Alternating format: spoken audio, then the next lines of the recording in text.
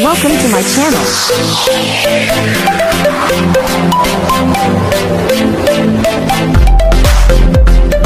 So, ano mo ba? Ano kasi bro, magpapaalam sana ako. Yun yung ano? Kaya mo pala may interview? Akala ko kung ano, papaalam ka pala. Oo bro, kasi ano naman, matagal tayo nagkasama dito sa Kalingap. Oo, simula umpisa ko. Umpisa, magkasama na tayo.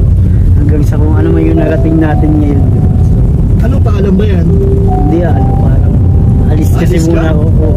Saan? Alis ka ng Kalingap o? Try natin. Pero ano naman, kung gusto mo naman bumalik, welcome ka. Kailangan tayo. Salamat bro.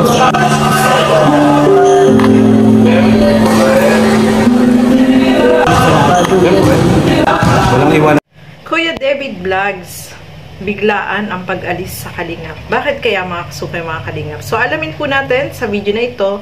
Pero bago natin simulan yan, huwag niyo po kakalimutan mag-subscribe. Val Santos Matubang, Kalingap Rob, at Edna Vlogs, at ang inyong lingkod, Gandang Emmy.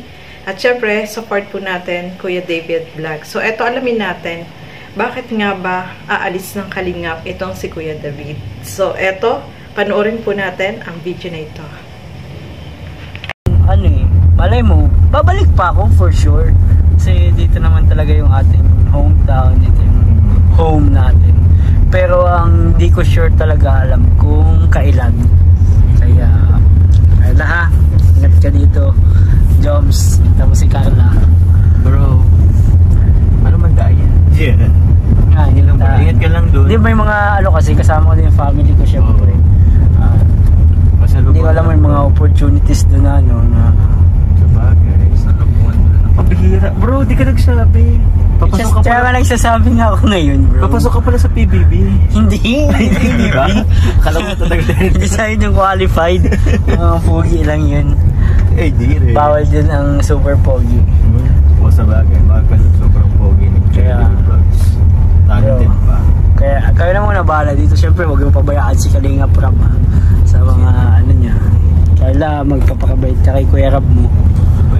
Mabait yan. Parang namamaalam na si David. Hindi naman sa nagpapaalam lang. Papaalam. Iba naman yung naman sa kasi alis ko. Bukas ang gabi bro. Ay bro, Siya nga. paano ka na? Ha? Magpaano ka na? Actually may ticket na ako. Kasi sige na nga sabihin ko na baka kasi may opportunity sa akin sa abroad na sa aking profession. Siyempre pra-practice ko din. To the left, to the right. To the left. Paalam na pala ako.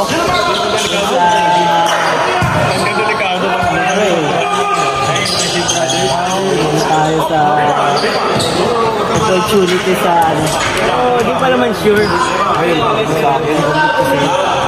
Sigurado ka na?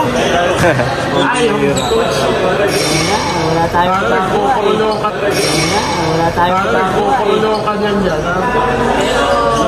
try natin. Pero ano naman, kung gusto mo naman bumalik, welcome ka. Kailangan tayo. Salamat bro. Salamat. Walang iwanan, walang limutan. So, mga kasukay, mga Kalingap, kung bakit aalis sa Kalingap itong si Kuya David, gusto niya na yung kanyang profession is magamit niya at abroad pa, gusto niya abroad. Kasi syempre kapag mga teacher sa ibang bansa talaga is mas malaki yung sahod. Unlike dito sa Pilipinas, mga kasukay, mga Kalingap. So, sabi nga ni Kuya David is mamimiss niya syempre yung mga K-boys, si Kalingap Rob at yung mga kasama dyan, mga K-angels. Nakakatuwa pa nga itong si Carla, binili na niya na mag-iingat, mga kasukay, mga Kalingap. So inaalala niya talaga si Carla. At eto nga, yung pag-alis niya is parang biglaan din, mga kasukay, mga Kalingap. Kaya yung kahit sila ay nabigla dahil nagpaalam siya, kinabukasan pala ay aalis na rin siya, mga kasukay, mga Kalingap. Kaya sabi nga ni Kuya David, mahirap magpaalam, Mahirap magpaalam, syempre, mamimiss nilang samahan nila dyan, mamimiss ni si Kuya David, mga kasukay, mga Kalingap. Pero, kung iba naman yung kanyang, meron naman siyang ibang plan, bakit naman hindi, na go lang sa kanyang pangarap sa buhay, kung ano man, yung makapagturo, makapag-abroad, is go lang, walang pumipigil, at least, good luck, no? Good luck na lang po sa kanya, no? Mga kasukay, mga kalingap. At alam naman natin, itong si Kuya David ay mamimiss ng lahat dahil sobrang ano niya, close, lalo na sa mga kay angels, no? Mga kasukay, mga kalingap. Talagang ano siya, good vibes niya talaga lahat ng mga angels. Kaya para sa kanya, mahirap din po na magpaalam. Siyempre, kahit kay Kalingap Rob is ganun din, no? Mahirap din magpaalam. So, yun mga kasukay, mga kalingap, no? Mahirap talaga kapag aalis ka, no? Mahirap magpaalam. Okay lang yung padating ka, sobrang saya. Pero kapag ikaw yung aalis, talagang hindi mo maiiwasan na malulungkot ka. Siyempre, mamimiss mo yung samahan ninyo, no? Lalo na, araw-araw silang magkakasama, no? Mga kasukay, mga kalingap. Kaya, talagang, sabi nga ni Kuya David, ay nahirapan talaga siya na magpaalam, no? Magsabi sa kanila na aalis na siya, mga kasukay, mga kalingap. Pero, ito naman is for good naman, no? For gusto niyang mag-abroad at gusto niyang yung kanyang profession ay magamit niya, no? Mga kasukay, mga kalingap. So, okay lang yan, Kuya David. Kayang-kaya mo yan. And good luck sa'yo sa tatahakin mong landas kung magtuturo ka man abroad. Kasi sabi niya, hindi siya sure kung kailan siya babalik. Hindi rin niya alam kung ano yung mangyayari, di ba? So, good luck and basta ingat lagi, ano?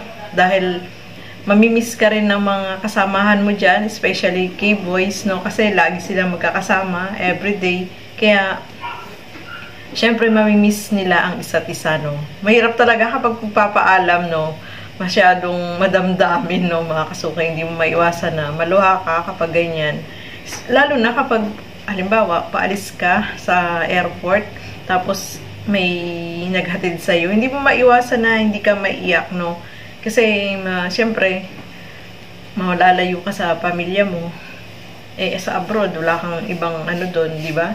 So, talagang mahirap po talaga kapag isang OFW ka at mag-abroad ka, no, mga kasukay, mga kalingap. Ganun talaga kapag umaalis, mahirap magpaalam. Pero pag pabalik ka naman, sobrang masaya naman, no? So, ayan, mga kasukay, mga kalingap, good luck na lang kay Kuya David sa kanyang bagong journey na tatahakin niya, no? So, ayan, maraming salamat po sa inyong panonood at lagi po natin suportahan ang lahat ng mga Kalingap partners and Kalingap reactors. So, hanggang dito na lamang po muna. Keep safe everyone. Thank you for watching. Mabuhay po tayong lahat. Bye-bye!